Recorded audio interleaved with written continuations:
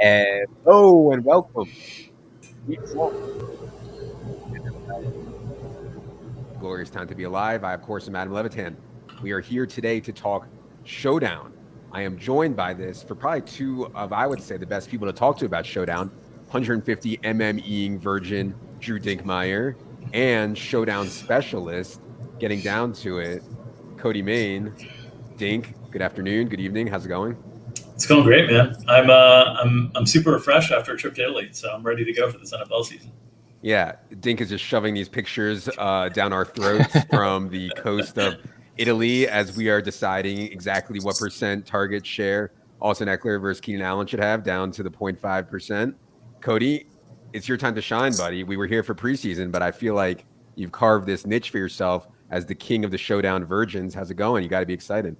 I am extremely excited. I've been, I didn't do any best ball this season. I was just straight up in the Showdown spreadsheet. So very excited to finally get my 15 minutes in the spotlight before everyone forgets about me after the night's over. Yes. Okay. I want to ask two macro questions before we get into the micro stuff on this slate. And I'm going to ask Dink from a large field perspective, Cody from a smaller field perspective. Dink, from a large field perspective, how do you think about the captain position? I think that's the first question everybody wants to know. How do you think about captain? Do you ever play running back and captain? Do you ever play quarterback and captain? How do you think about your captains over your 150 lineups? Yeah, I think generally for the larger the field stuff, the more that I want to really amplify and take advantage of trying to figure out upside. So I want to be overweight most of the wide receivers that I think can really have performances that kind of shut things down entirely. And I also, in really large field stuff, to get really overweight on all the wide receivers, I almost naturally have to try to take an approach of being underweight the quarterbacks. And it's an uncomfortable approach. It's an approach that if you're using an optimizer, it's not going to like because the quarterbacks are always going to project the best from both a median projection standpoint and often from a ceiling projection standpoint when you get the really high-end quarterbacks as well. But I think it's the right way to play for really, really large field stuff because you're trying to cut the number of duplicated lineups as much as you can, like right off the bat. And for me, trying to do that and maximize upside means for me a much higher exposure to wide receivers in the captain spot. Cody, when we talk about smaller field stuff now, hand building stuff, how do you think about the captain? I know you've gone over the data on this so much. What is the correct captain, generally speaking? Then we'll get into captains for tonight's game. But I'm curious, generally speaking, how do you think about captain in the smaller field?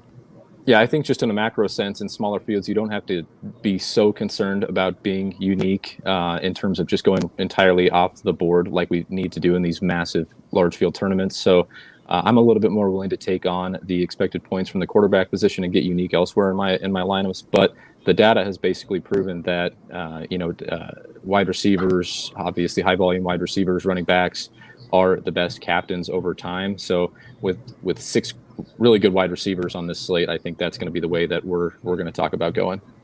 Okay, second macro question before we get into the micro stuff, Drew. How do you think about defense and kicker? Everybody wants to know, can I play defense? Can I play kicker? Do they have enough upside? Can I win a tournament with defense or kicker? How do you think about defense and kicker?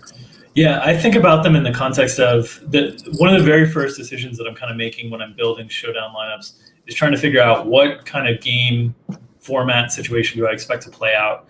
And in game formats that I expect to be really like lopsided with one team being super dominant or in lower scoring affairs, then I'm going to cater more lineups to kickers and defenses. And I'm going to try to craft them in a way that really emphasizes that type of game environment. If I'm expecting the game to be really high scoring, I'm likely going to use them a lot less. And I'm going to focus on all the skill players because ultimately, the defense, their upside is pretty limited unless they score a touchdown. And the kickers, generally they need to perform best in lower scoring environments. So the first thing I do when I think about those two positions is I really try to think about what's the game environment that I'm constructing these lineups for. Cody, you've walked around the house, showed the people where the sausage gets made, so to speak. How do you think about kicker and defense in smaller field stuff? It seems to me like they don't have the upside that we necessarily need, but that could be a donk take. It really depends on the build that you're trying to get in, and then you have to think about kickers from just the raw perspective. They're usually $3,500, $3,700, $3,900. all you need them to do is outscore the players that are priced around them, right? So on this slate, as we'll get into, there's not a whole lot of really appealing cheap options.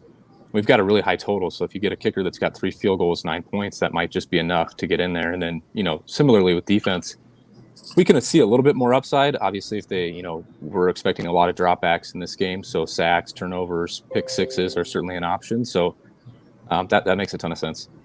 Okay, as you see here in Cody's Showdown article, he has plotted the percentile outcome, looking for right tails, obviously, for ceiling here. For those that aren't in the Data Virgin streets, you guys can check that out on the site for sure. Down at the bottom, we have the plays, and then we'll get down to the projections, which is I want to start with here. Our highest projection on this slate is at the quarterback position is Tom Brady. Dink, what do you think about the quarterbacks on tonight's slate? I think this slate is particularly difficult. Like usually when you think about captain quarterbacks, you want them to have some component of rushing upside to really be able to separate themselves from their wide receivers, or you want them to be quarterbacks that are going to spread the ball around a bunch so that they can still, outscore their wide receivers, even if their wide receivers are having, 80 yards and a touchdown. And Brady really fits that mold because he spreads it around quite a bit, but he doesn't have the rushing upside at all. And then on Dak, I think there's, some question marks about if the rushing upside that we used to see from Dak, if it'll still be there when he comes back this year. So it's actually a pretty difficult slate for me because these guys are so far above their wide receiver colleagues in terms of the projected ceiling, in terms of the median projection. But I want to get under the projected, exposure because I think in most scenarios that the top score on the slate is going to be a wide receiver, at least relative to the ownership that I'm going to get paid off. So it's a really tough slate for me. But if you were playing like one lineup in cash lineups, I think you probably want both quarterbacks in those lineups. Sure. Oh, certainly would want both quarterbacks in a cash lineup. I don't typically play too much cash or really any cash on Showdown unless I think there's a really clear-cut optimal. I'm not sure that's the case tonight. But Cody, as you see here, we have captain ownership percentage projections, Tom Brady and Dak Prescott ahead of the field. But man, if part of their game goes concentrated to one of their receivers, they're not going to be the optimal captain. That receiver will be the optimal captain. How do you think about quarterback tonight and if you put them in captain? Yeah, I'm with Drew. The problem is that both of these teams are just so spread out in terms of their target shares, right? So for me, it seems more fathomable that, Tom Brady has 3 receivers that have a 20 to 25% target share or somewhere around that range, as opposed to one of them just truly dominating with the, 40% target share or 2 touchdowns, something like that. But those are really the outcomes that we're aiming for. So, we'll talk about the receivers, but obviously guys like Mike Evans that have a really good role near the goal line, big play threat, and then guys like Chris Godwin and Antonio Brown for the Bucs that have a little bit more volume, PPR style upside to their game. Really is appealing. But it's the same situation on the Cowboys side too with Dak and then the 3 receivers that he can spread targets around too. So normally as we'll go throughout the year, we'll find more situations where we find more concentrated target shares. But yeah, on tonight, I think the quarterbacks, both of them make sense. And then you're just going to have to potentially find ways to get different throughout the rest of your lineup. Yeah, just because we think that the target share will be really spread out between their receivers across the course of the season, that does not mean that will be the case tonight. And so I think there's some merit to trying to pick out, hey, I think this is a really good spot for Amari Cooper. I think it's a really good spot for one of them, Mike Evans, whoever you think that it is, and going with them and the captain. Let's move on to running back, though. If you read Silva's matchups column, he noted how running up the gut against the Bucs is a no-go. Zeke is really going to struggle, I think. I mean, he'd be really hard-pressed to have a really good, efficient game here. What the Cowboys should do is get it out to Tony Pollard in space. Will they do that after Ezekiel Elliott gets into shape, after Ezekiel Elliott is playing on this $90 million contract? I'm kind of skeptical that they will do the right thing, but, they should get Tony Pollard more looks here. You see, we have projected ownership, especially captain projected ownership, really low on all the running backs. Because, Drew, I mean, even in Tampa, they're going to spread it around a ton, too. Gio's going to play every third down, I think, and every pass down. Ronald Jones is going to start, and then Leonard Fournette will go in. They'll go with a hot hand from there. We know what's going to happen with Zeke. I'm optimistic, cautiously on Tony Pollard, but I don't know how realistic that is. I don't have a lot of optimism for any of these running backs here, but you see their ownership's going to be pretty low based on our projections. What do you think about running backs? Yeah, and it's a tough spot because Tony Pollard is priced basically the same as like Ronald Jones. They're only $800 apart, and any sort of like median projection looking at an expected touch level for those two players is going to lean in the side of Ronald Jones pretty considerably. And so the cases that you're making for Tony Pollard, while they might make sense and we might, have a hard time assuming rational coaching, it's difficult to kind of get the numbers to work without, taking a really big stand. I agree with you that I'm trying to be under on Zeke generally. I don't think it's a particularly good matchup for Zeke. And the way that I'm playing things and the way that I'm trying to look at this is I think, Dallas had one of the highest expected pass rates over expectation when Dak was healthy, and Tampa Bay should be impossible to run on. So to me, I'm going to play this game with high reception volume from the Dallas guys and a lot of like quick hitters and trying to get the ball out of Dak's hands quickly, slow down that pass rush. And so for me, that's going to be a lot more wide receiver value. So when I'm looking at the running backs in how I'm approaching things, the Tampa Bay side is kind of where I'm approaching things a little bit more. And I'm trying to be over. The one guy I'm trying to be over on Tampa Bay is Ronald Jones, just because I think he's the home run hitter. I think he's got the kind of big play ability that can separate, and he's got a price tag that fits the slate. Gio is going to come with a lot of ownership, I think, because he's only 2,000 and he fits a lot of builds. But to me, those are going to be highly duplicated lineups, and so I'm trying to get away from Gio. I'm trying to get away from Zeke a little bit. I'm trying to get onto Ronald Jones more. Yeah, I could see our ownership projection on Gio coming out pretty low for the reasons that Dink said. He's going to fit a lot of lineups. You need a cheap guy. We know Gio is going to play every pass down full PPR on DraftKings. Cody, anything to add on running back, or do you want to move on to wide receiver? No, I think Drew pretty much nailed it. Let's move on to the heart of the slate. All right. The heart of the slate is indeed at the wide receiver position where, you have 6 really, really, really talented wide receivers with good quarterback play. Everybody's game plan against Tampa typically is throw. I don't know if that'll be Dallas's game plan for sure tonight. But as you can see here, we're expecting the captain ownership to get spread out a bit because there's just so many guys competing for it. You can make a case for any of these guys to be your captain, I think. What do you think about the wide receivers tonight, Cody? Yeah, I think this is the first big area where you can take a major stance just on a micro level between two players, because I think the way that the salaries work out, that the projections work out, just across the industry, not even just ETR projections, I think you're going to see ownership concentrate around the 2 cheaper options at the higher end for each team. So Chris Godwin, I expect to be more owned than Mike Evans, and CeeDee Lamb, I expect to be more owned than Amari Cooper. It might not be huge, but it could be enough where if you're taking a stand, you can get 1.5x the field on one of those guys, and if they're the ones that gets the 40% target share or gets the 2 touchdowns, then you're really lapping the field. I do think that in the same respect that the captain ownership will get concentrated on those guys as well. So my first kind of micro stance on player by player stances that I want to take is Mike Evans over Chris Godwin and Amari Cooper over CeeDee Lamb on each team.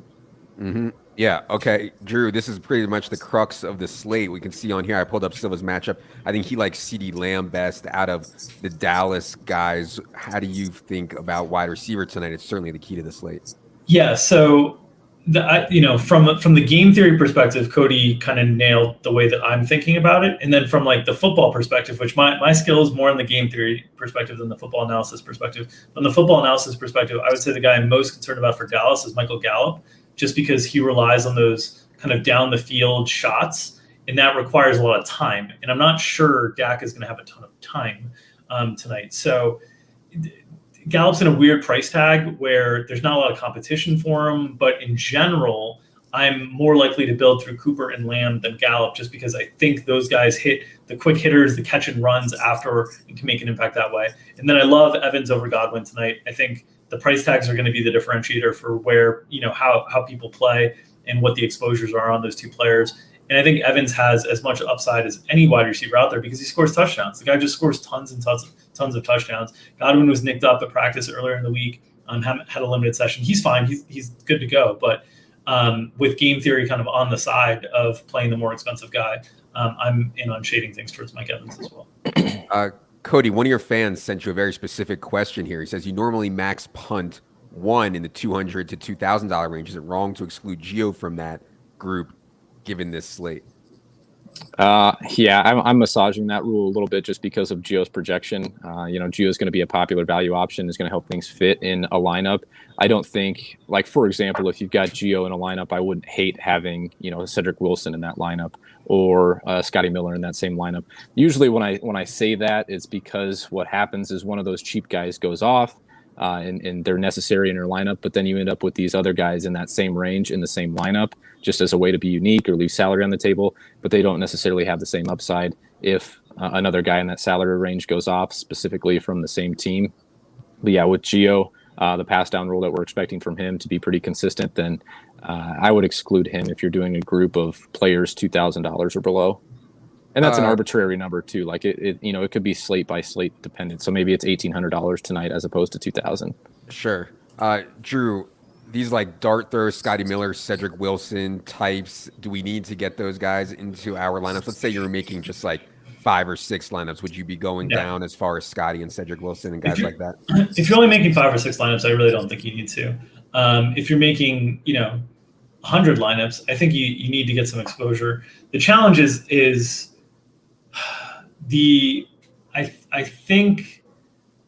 I think some of the things that opened up Scotty Miller opportunities last year might not be available immediately this year, in the sense that we had different points of the season where the Bucs wide receiver core was, failing in health, whether it was Antonio Brown or Godwin, or even Evans sometimes. And then we also had OJ Howard out for most of the year last year. And so I think Tom Brady prefers a lot of, three wide receiver sets as opposed to 4 wide receiver sets. And I think he prefers more tight ends on the field generally. So I think we could get into a situation where Scotty Miller just doesn't even play that much really. Mm-hmm. And so then you're kind of taking a shot on like, can this guy catch one deep ball down the sideline essentially and like break the slate open? And I don't know. So I don't think, if you're playing 10 lineups, if you're playing 15 lineups, I don't think you necessarily need to go into those guys. It does help avoiding duplicates heavily, but I think their opportunities are going to be pretty limited. And same thing with Cedric Wilson. I mean, most of the times he shined, had to do with wide receiver injuries for Dallas. So I think it's a situation with both these teams having more of their tight end cores healthy, their primary 3 wide receivers healthy going into the season. We could see these guys each play like less than 10 snaps, and it wouldn't surprise me. The Antonio Brown stuff is interesting. He came in last year and was still dominant in targets per route run. Like he was like living at Tom Brady's house, and Tom Brady, I mean, when he was on the field, Tom Brady was throwing it to him a ton. I talked about it with Silva. We haven't heard a peep. I mean, normally you hear all kinds of off-field stuff. What's going on with Antonio Brown? I haven't heard anything this entire month about Antonio Brown. Like, I don't know, man. Tom Brady clearly loves throwing to this guy. I think Antonio Brown tonight is at least somewhat interesting. Cody, anything else on wide receiver before we move on? Yeah, on Antonio Brown, I think he's actually going to end up being pretty popular, just the way the salaries work out. If people are going kind of in that mid-range, 5,600, 6K, I think that the ownership where we have it between Gallup and Brown could even get wider. Just with how Michael Gallup's projecting, I don't know that he's going to find a lot of lineups for people that are using optimizers. Drew mentioned Gallup as a guy that could potentially have from a football perspective, just have struggles getting targeted on his deep routes. But 22% is what we have him projected for right now. I wouldn't be shocked if that came in quite a bit lower, to be honest. Yeah. Okay. Roommate narrative with Antonio Brown. Tight ends on this slate. It's another spot here, just like at running back with Tampa, where I actually think the Bucs are going to play all 3, Gronk, Howard, and Cam Brate. And I know for sure the Cowboys are going to play both Jarwin coming off the ACL and Schultz, who I think played reasonably well for them last year, had a pretty good camp, and they like Schultz as well. So we have a lot of splits here, but pretty talented pass catchers. Cody, what do you think about the tight ends on this slate? Yeah, I mean, at first glance, it just looks gross, but then you look at the ownership projections, and as we've talked about a lot on the show already, we're really just trying to find ways to get unique as we're all firing off in this large field lottery. Highest owned tight end is Rob Gronkowski at 18%. Some of these guys, they look gross and they project pretty rough from a median perspective, but if they're the guy that gets in the end zone, even once, if Gronk stumbles into the end zone once, catches a couple balls at 5,400, he might be necessary in an optimal lineup. Moving down, though, I like OJ Howard quite a bit. He actually projects pretty well at $2,200. He's a guy that I think is going to find himself in quite a bit of lineups for me. That price tag is just going to make things work with the the upper end salary guys that we've talked about already. So I like Howard quite a bit. If we assume that he steps into the role that he had at the beginning of last year before the injury, he could blow away that $2,200 price tag. In the preseason with the first team, OJ Howard was clearly ahead of Cam Brate, playing ahead of Cam Brate, getting snaps with Tom Brady. We know OJ Howard's certainly a much better raw athlete than Cam Brate. Andrew was asking which tight end tops the PSM, and I can answer that pretty definitively. Just Google Rob Gronkowski girlfriend, and you'll go ahead and have your answer there. I think Cowboy tight ends, people were excited about Blake Jarwin last year, has the severe injury, comes back. I think he will be eased in a little bit and share with Schultz. They're going to be in 11 personnel and 3 wide receiver personnel for most of this game. So only one of them can play. Do you have a preference between the Dallas tight ends, or do you have any interest in the Dallas tight ends? Not a lot. They'll fill out, a small percentage piece of my portfolio overall, but I think it's a tough spot when you're splitting snaps and you're probably, fourth on the pecking order consistently whenever you're in the game. So it's not a great spot. They're also much more expensive. They're priced in that range where you get into the Ronald Jones, Antonio Brown's not too far away. So it's really tough to play them aggressively. They would not make any of my hand builds. If I was building 5 to 10 lineups, they wouldn't make the mix for me. I'll have some exposure in 150, 170 lineups that I'm creating, but they're not integral pieces. Okay. As we get to kicker and defense here, this is what Cody was talking about at these prices: 4K, 3,600, 4,800, 3K. Can they beat some of the position players around them? And we do have position players around them, obviously not quarterback, but if you sort by salary here and you go down to kicker and stuff, there's plenty of position players that I think are somewhat in play that are also around the defense and the kickers. So specific to this slate, Cody, how do you think about defense and kicker? Can they beat some of these guys, or how often do they beat some of these guys? Yeah, I think they're just going to have to make their way into lineups for 2 reasons. For raw projection perspective and just to kind of make things work from a duplicates perspective. We've got the Buccaneers defense projected for 15% ownership right now at 4,800. They're going to find their way into a few lineups. Drew asked an interesting question today that I had some data on. We found that when defenses are in the top 1% of lineups, they are generally accompanied by around 3 of their teammates on average. So if we're talking about those 4-2 builds that we like so much, or 5-1 builds, I think defenses make sense in those type of lineups. And then kickers, same thing. We're expecting a lot of points, like I mentioned off the front. If these guys can just bang through a couple field goals, or if there's a lot of touchdowns scored, it might be enough at their salaries to sneak into optimal lineups. Drew? Yeah, the exception on those defenses is when Kirk Cousins is playing. Then those defenses are usually accompanied by 5 opponents. Anything more on kicker and defense, Drew? No, I think, the 15% projection on exposure for Tampa Bay's defense just makes it really tough for me, because I can see a path from a football perspective where this Dallas offense just isn't I love this Dallas offense, but Tampa Bay is probably as well suited to go up against it as anybody.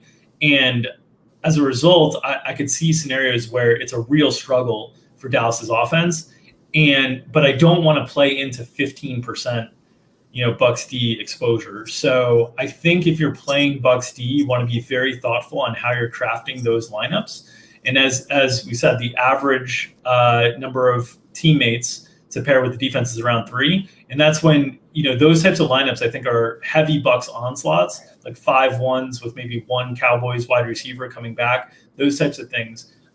So I'm intrigued by the upside of Tampa Bay's defense in this specific matchup. I'm not intrigued by the ownership, and so when I use them, I want to build very thoughtfully on how I'm using them, and that's going to be in Bucks onslaughts and those 5-1s. Before we get out of here, Cody, I wanted to talk quickly about what we're saying here: 4-2, 5-1. What Drew and Cody are referring to is how many players from each team. And you had a tweet, Cody, about going 4-2 with 4 from an underdog being something the field is not doing enough. I think that's interesting. We are overconfident in our ability in what we think is our ability to project who is going to win games. Cowboys are an 8-point dog. I expect Tampa to win. I expect Tampa to win easily, but strange things happen. And so when you get these 4-2s, 4 Cowboys and 2 Bucks, I think you gain leverage on the field. Do you want to expand on that a little bit? Yeah, you nailed it. We're just not very good at projecting who's going to win football games, and it seems like at least the field is willing, and this is partially due to projections too. But the field uh, projects who's going to win the game based off of how many people they put in their lineups from that given team. So you see a lot of favorite heavy teams. You see a lot of 4-2 favorite heavy teams. You see a lot of 3-3 balanced builds, but you don't see a whole lot of 2-4 where you've got two favorites and four underdogs. And, like I mentioned in the tweet, it's just the simple fact that if Dallas, not only covers the 8.5-point spread, but if they win outright, based off of their salaries, based off of how the offense runs, how many, pass plays we're projecting, you're likely going to see four Cowboys in the winning lineup at least. So the way that I'm thinking about that, I don't want to, if I'm running 150, I don't want to have 154-2 or 5-1 Cowboys lineups, but I will set aside a certain percentage of an MME run, maybe 20%, maybe 25%, whatever it comes out to dedicate to those 4-2 style, Dallas Cowboys heavy lineup construction sets. And it's another point where it's so hard from a micro level of player versus player trying to get unique and thinking about these 5% owned guys that might make your lineups. If you just think from a macro perspective and get different on your lineup construction as a whole, it's an easier way to get unique. You're just competing with a smaller percentage of the field. Hugh asks, is there a way to force 5-1 Dallas stacks in the optimizer? So if you guys are established run subscribers, you can get the add-on in Fantasy Labs with the optimizer. It'll come preloaded with our projections, come preloaded with our ownership projections. Drew, tell the people how you can force the optimizer to give you 5-1 lineups. Yeah, so what you do is you just go to this optimizer and then the settings tab, and then once you populate that, there'll be a drop. There'll be one of the headers that is team, and you can just change the max number of players for Tampa Bay in that scenario to 1, and that'll force 5-1s because it has to have one player from Tampa Bay. Yep. Or you could do min 5, on Dallas. Either way, that'll do it. And the great thing about the Labs optimizer is you can create those lineups and you'll have them, and then you can just change the setting and add more to the creation. So what I'll do is I'll run like whatever percentage that I want of Dallas 4-2s. I will create those lineups, and then I'll go back and I'll rechange that setting. I'll take off that exposure constraint, and I will then run again with add more, and then I have a lineup set that has X percentage of lineups one way, X percentage of lineups the other way. I save them all, and then I add a tag to them, and then I can upload them to DK or FanDuel. Andrew says he'd like to hear Adam's thoughts on YouTube clickbait thumbnails. Did corporate make you do it? Yes, absolutely yes. The YouTube thumbnails, they keep asking me for more pictures of me making ridiculous faces, and I keep sending them old pictures of me when I have hair, and yeah, corporate. By the way, while we're talking about corporate, smash the like button, subscribe. Thursday to Monday slate. I'm not playing that slate this week, but I think there are some at least interesting options. The problem is, as we've talked about, it's not that concentrated. You can see our full Thursday to Monday projections on the site if you want to. But yeah, I think fading this game is okay. There's so many outrageous values. And there's also, for the main slate, there's still injury questions up in the air. We got Keelan Cole. We have Austin Eckler. We have Jamison Crowder. There's a ton of other injury spots I think is worth waiting for on the Sunday slate. Any other quick questions here before we get out of here? I saw one ask, can anyone give a quick preference on single entry type builds? I would say as a general rule of thumb for single entry builds tonight, I would want a wide receiver at the captain spot. I would want them paired with their quarterback. I'd probably want another wide receiver on the other team coming back. And then I just want to find one lower projected exposure player to fit into lineups. For me, the guy that I'm targeting probably most heavily of the low end guys is OJ Howard. But I think you'd want somebody that's just a little bit off the beaten path. You don't have to go all the way down to Scotty Miller or Cedric Wilson or those types of guys. But that's kind of a general approach. That's if you think the game is going to play to its total projection. If you think the game is going to play really sloppy and really favor Tampa Bay's defense, then you can get into some builds where you even consider Ronald Jones captain or Tampa Bay defense paired with Ronald Jones or different things like that. But ultimately, you don't have to get too far off the beaten path with a single entry lineup.